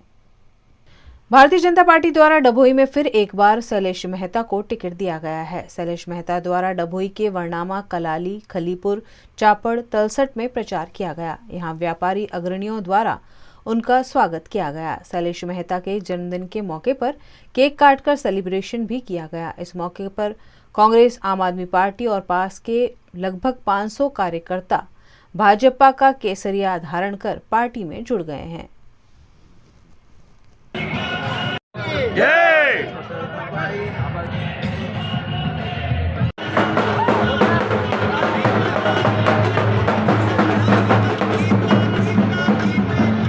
ભારતીય જનતા પક્ષના ઉમેદવાર તરીકે ડભોઈ વિધાનસભામાં ફોર્મ ભર્યું ત્યારથી પ્રવાસનું આયોજન કર્યું અને લોક મતદારોનો સંપર્ક ચાલુ છે।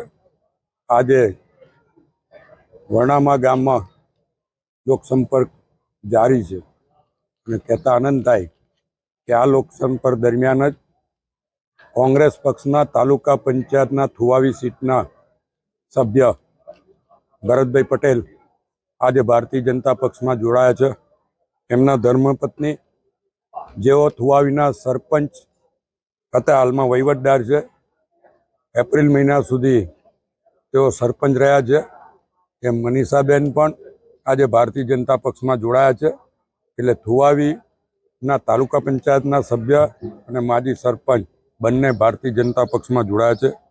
એ સાથે સાથે જ વડોદરા પાસના કન્વીનર પટેલ શૈલિન્સ તેમજ વડોદરા પાસના પટેલ અર્પણ, પટેલ કૃષ્ણ અને પટેલ સાગર જે પાસ સાથે સંકળાયેલા હતા છેલ્લા 7-1 વર્ષથી, એ તમામ યુવાનો આજે ભારતીય જનતા પક્ષમાં જોડાયા છે અને તેઓ આપમાં પણ, આમ આદમી પાર્ટીમાં પણ સક્રિય હતા।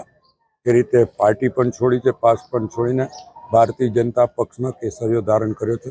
હું એ તમામને આવકારું છું, અભિનંદન આપું છું।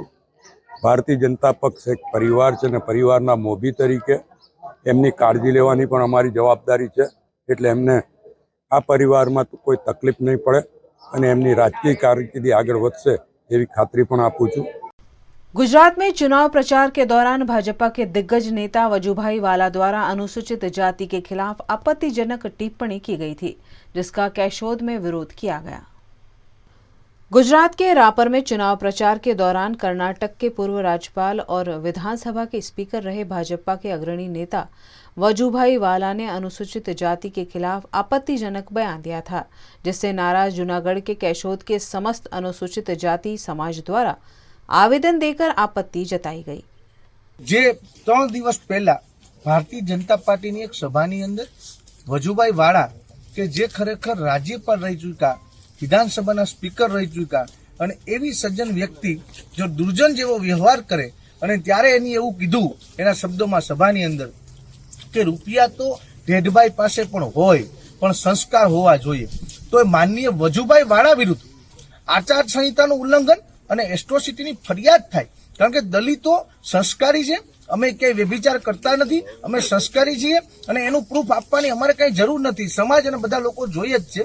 એના માટે આજે અમે મામલતદાર સાહેબ, કેશોદ મામલતદાર સાહેબને રજૂઆત કરી કે સાહેબ અમારી વાત આપ પહોંચાડો અને આ ચૂંટણીનો સમય છે ત્યારે અમે કોઈ પણ પક્ષાપક્ષી વગર કોઈ પણ રાજકીય વસ્તુઓ પર લઈ જવા નથી માંગતા, એટલે ચૂંટણી પછી જો આ એફઆઈઆર નહીં થાય તો ચૂંટણી પછી મોટા પાયે આંદોલન કરવામાં આવશે અને વજુવાળા જેવા વ્યક્તિઓને તાત્કાલિક ધોરણે ફરિયાદ કરી અને એને જેલમાં નાખો, એ જ અમારી માંગ છે। જય ભીમ। रोटरी क्लब जवाहर नगर द्वारा की जाती सेवा प्रवृत्तियों को लेकर मीडिया से मुलाकात की गई। Rotary club of Vadodara Jawahar Nagar द्वारा होटल तारा में एक प्रेस कॉन्फ्रेंस आयोजित की गई और उसमें रोटरी क्लब द्वारा की जाती सेवा प्रवृत्तियों के बारे में जानकारी दी गई, जिसके तहत 2005 में खासवाड़ी शमशान के रिनोवेशन, सरकारी स्कूलों के बच्चों को पुस्तकों का वितरण जैसे कार्य किए गए और वडोदरा शहर में प्लास्टिक टॉयलेट बनाए जाने की योजना के बारे में जानकारी दी गई। पत्रकार परिषद का जो आयोजन है, इसका सबसे प्रमुख उद्देश्य यह है कि रोटरी का जो काम है, कई बार रोटरी का काम समाज तक नहीं पहुंच पाता, ये रोटरी का काम जो है ये समाज तक पहुंचे, रोटरी का अस्तित्व सारे समाज को मालूम हो, इसके लिए पत्रकार इस देश का एक ऐसा स्तंभ है जो समाज तक पहुंचने का काम करता है। तो पत्रकारिता के माध्यम से हम पूरे समाज तक पहुंचने का प्रयास कर रहे हैं। जैसे अगर रोटरी क्लब बड़ौदा जवाहर नगर की अगर हम बात करें तो जैसे अभी खासवाड़ी जो स्मशान भूमि है उसके बारे में अभी हाल ही में बताया, तो उसके आदमी का जो अंतिम विदाई है वो भी सम्मानजनक होनी चाहिए, इसके लिए काम हो रहा है। जैसे एक हॉस्पिटल में पूरा नियोनेटल वार्ड भी रोटरी ने ग्लोबल ग्रांट के माध्यम से किया हुआ है और ऐसे अनेकों कार्यक्रम रोटरी निरंतर रूप से करते आ रहा है। जैसे बड़ौदा जवाहर नगर अगर 55 साल से इस बड़ौदा शहर की सेवा में लगा हुआ है और इतने जो 78 रोटेरियन है ये निरंतर इसकी सेवा देते आ रहे हैं। आने वाले दिनों में सबसे बड़ा काम जो है कि रोटरी ने जो एक काम हाथ में लिया है, रोटरी ने ग्राम कल्याण प्रोजेक्ट अपने हाथ में लिया हुआ है। हमारी जो 105 क्लब है, 105 के 105 क्लब एक छोटा विलेज उन्होंने अडॉप्ट किया है और उस छोटे विलेज को एक परिपूर्ण रूप से उसमें बदलाव लाने का जो काम है वो रोटरी करने की कोशिश करे। वहाँ अच्छी शिक्षा की सुविधा हो, वहाँ साफ सुथरा पानी मिले, वहाँ पर जो मेडिकल चैलेंजेस है उसको रोटरी जाकर उसे ठीक करने की कोशिश करेगा।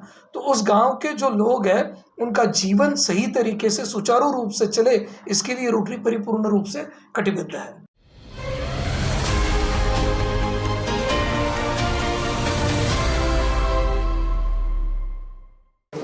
गुजरात विधानसभा चुनाव 2022। इस साल गुजरात विधानसभा चुनाव बहुत अलग हैं क्योंकि गुजरात में कभी भी 3 पार्टियों के बीच चुनाव नहीं हुए। इस साल 3 पार्टी मैदान में उतरी है। भारतीय जनता पार्टी, कांग्रेस को सब जानते हैं। तीसरी पार्टी जो अपना मोर्चा लेकर दिल्ली से गुजरात आई है। दिल्ली में सरकार बनाने के बाद आम आदमी पार्टी पंजाब में सफल रही और अब एडी चोटी का जोर लगा रही है गुजरात में सत्ता हासिल करने के लिए। जिस तरह आम आदमी पार्टी नई पार्टी है, डभोई विधानसभा के लिए जहां पर ऑफिस की है वो भी एक नया कंस्ट्रक्शन होता हुआ बिल्डिंग है। ये पार्टी कुछ नए वादे कर रही है और गुजरात की प्रजा को लुभाने की कोशिश कर रही है। यहाँ डभोई विधानसभा से जो आम आदमी पार्टी के कैंडिडेट हैं, उम्मीदवार हैं अजीत भाई ठाकुर, उनसे हम बात करेंगे कि किस मुद्दों पर वो चुनाव लड़ रहे हैं। अरविंद केजरीवाल ने जो वादे किए हैं और जो फ्री बांटने वाली बात की है वही मुद्दे वो लेकर आ रहे हैं, या फिर डभोई के लोग जिन सुविधाओं से वंचित है, डभोई के निवासी जो चीज़ें चाहते हैं उसके बारे में बात करते हैं आम आदमी पार्टी के डभोई विधानसभा के उम्मीदवार अजीत भाई ठाकुर से। आम आदमी पार्टी जब रोड पर निकलती है तो उनके लिए कठिन बहुत है कि कैसे लोग उनका स्वीकार करेंगे। अजित भाई, डभोई जहां पर हमेशा भारतीय जनता पार्टी या कांग्रेस हमेशा ऐसा रहा है और इस बार आप तीसरी पार्टी लेकर आए हैं, खुद भी तालुका प्रमुख रह चुके हैं, तो क्या उम्मीद है आपको, आप जब इस बार चुनाव में खड़े रहे हैं? मैं 22 साल तो मैंने राजकारण छोड़ दिए हुआ है जी, लेकिन मुझे वर्षों से 22 साल का था तब से मुझे इंटरेस्ट था। मैं सरपंच भी कई गांवों में रहा हूँ, तालुका पंचायत का प्रमुख भी रहा हूँ बड़ौदा, और 1985 में बीजेपी से विधानसभा भी लड़ा हूँ। लेकिन ये 20 साल के बाद मुझे एहसास हो रहा है कि भारत देश में कोई ये कांग्रेस भाजपा वालों ने कोई जो देश हमारा इतना आगे होना चाहिए वो हिसाब से हुआ नहीं है। और पिछले 10-15 सालों में दिल्ली में अन्ना हजारे का आंदोलन से केजरीवाल जो खड़े हुए और उन्होंने जो दिल्ली में कर बताया, 2 इलेक्शन में उन्होंने तो वादा किया कि भाई हम अगर वहीवट में फेल हो जाए तो हमको दूसरी बार वोट मत देना। तो 70 से 67 बैठक उनकी आ गई दिल्ली में। पंजाब में भी यही माहौल रहा। तो उस हिसाब से मैं भी घर में बैठा हुआ सोच रहा हूँ कि जो बरसों पहले हमें जो काम करना था वो हम नहीं कर पाए और नाराज़ होकर मैंने राजकारण छोड़ा। लेकिन केजरीवाल और ये जो सिसोदिया जी ने पूरे भारतवर्ष में ऐसा एक नारा लगा दिया कि भाई हम पूरे भारतवर्ष में पढ़ाई, हेल्थ और बेरोजगार और ये समस्या पूरा हल करेंगे, और दिल्ली में इन्होंने करके दिखाया। इसके लिए मैं अजित भाई, दिल्ली और पंजाब का मसला अलग है। हाँ। दिल्ली पंजाब में वो सक्सेस रहे, मगर गुजरात में कभी तीसरी पार्टी को जगह नहीं मिली है, वो एक बात है। और दूसरी बात ये है कि 25 साल से जब भारतीय जनता पार्टी यहाँ पर जिस तरह काम कर रही है, लोग बहुत ज़्यादा खुश हैं, कहीं कोई तकलीफ नहीं है, ऐसा लोगों का कहना है। तो ऐसे में आप अपने आप को कहाँ देखते हैं? मैं ये देख रहा हूँ कि मैं आज 20 दिन से गाँव में घूम रहा हूँ। अगर इतना 27 साल में बीजेपी का जो शासन रहा है वो इतना अच्छा होता तो हमको कोई पूछता ही नहीं। हम बोलते हैं कि भाई गुजरात में तीसरी पार्टी का कोई वो होता ही नहीं है, लेकिन इस बार गुजरात में परिवर्तन दिखाई दे रहा है। और हमें प्रजा मत में जो गांव में घूम रहे हैं, गरीब सब प्रजा है, सभी समाज है, वो सभी बोल रहे हैं कि भाई ये गुजरात में जो वहीवट जो चल रहा है वो बोलते जा रहे हैं, लेकिन कुछ हुआ नहीं है। तो परिवर्तन चाहते हैं लोग परिवर्तन चाहते हैं। लोगों की क्या उम्मीदें हैं आपसे, क्या चाहते हैं?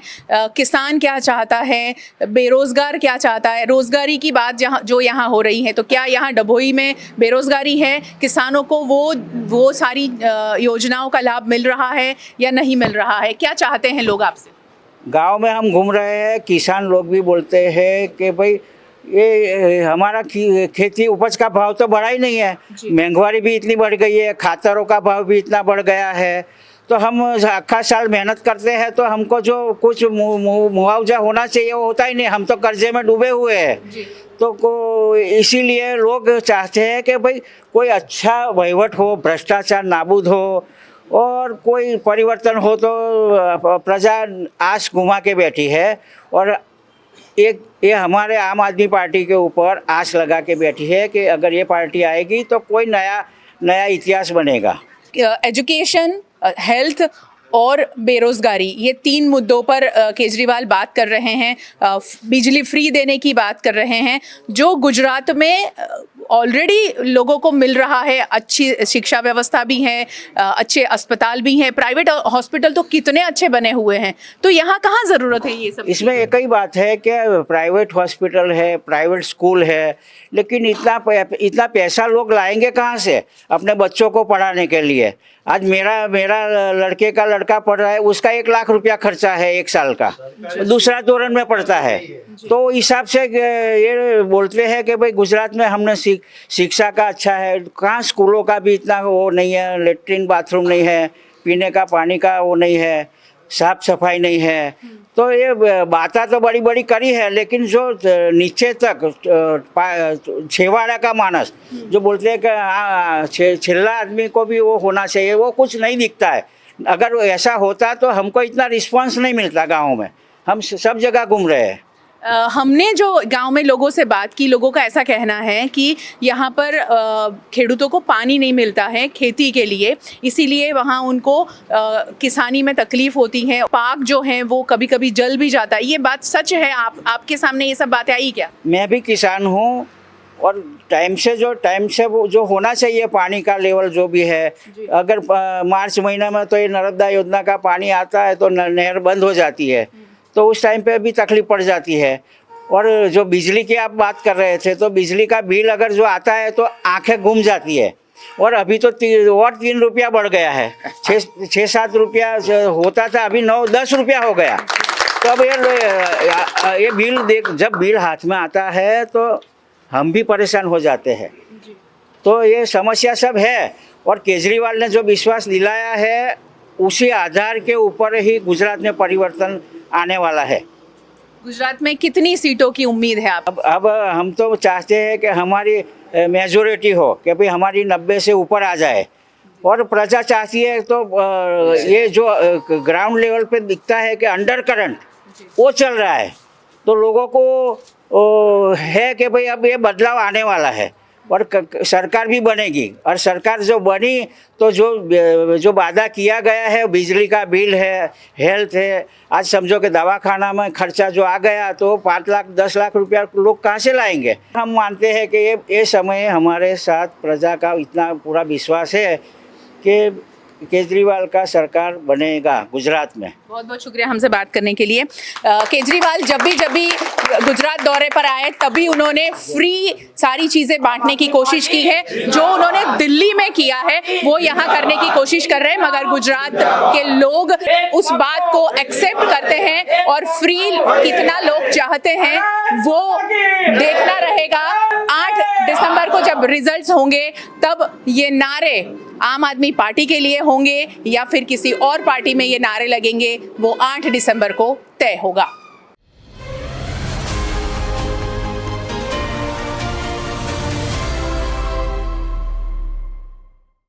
VNM टीवी की खबरें अब आप YouTube, Facebook, Instagram के अलावा OTT प्लेटफॉर्म्स पर भी लाइव देख सकते हैं। Dailyhunt, Jio TV, Vodafone TV, Rock TV और जॉय टीवी पर 24 घंटे VNM टीवी आपके लिए उपलब्ध है। तो देखते रहिए VNM टीवी। न्यूज रूम से आज के लिए बस इतना ही।